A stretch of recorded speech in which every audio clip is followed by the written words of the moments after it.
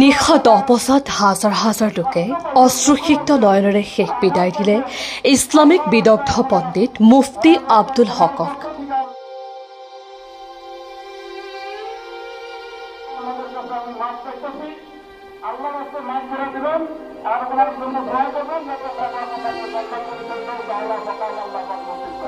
আপুনিও অন্তৰৰ পৰা মুফতি চাহেবৰ বাবে দুৱা প্ৰাৰ্থনা কৰক যাতে আল্লাহ তাআলাই মুফতি আব্দুল হক চাহেবক জান্নাতুল ফিৰদাউছ দান কৰে। সকলোৱে পঢ়ক আমিন।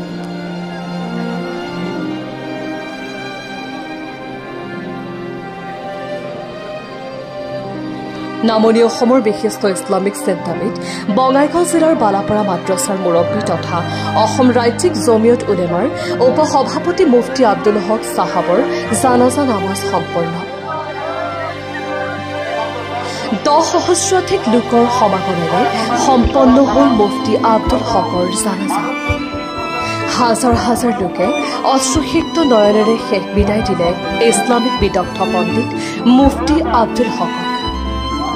আমি পুনৰবাৰ জনাইছো, নিশা 10 বজাত হাজাৰ হাজাৰ লোকে অশ্ৰুসিক্ত নয়নেৰে শেষ বিদায় দিলে ইছলামিক বিদগ্ধ পণ্ডিত মুফতি আব্দুল হকক।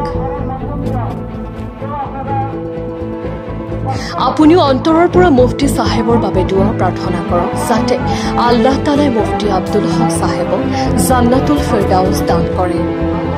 সকলোৱে পঢ়ক আমিন।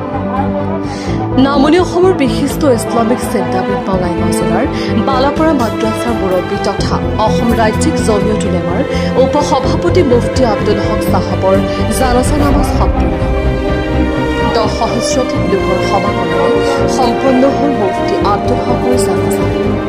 হাজাৰ হাজাৰ লোকে অশ্ৰুসিক্ত নয়নেৰে শেষ বিদায় দিলে ইছলামিক বিদগ্ধ পণ্ডিত মুফতি আব্দুল হক।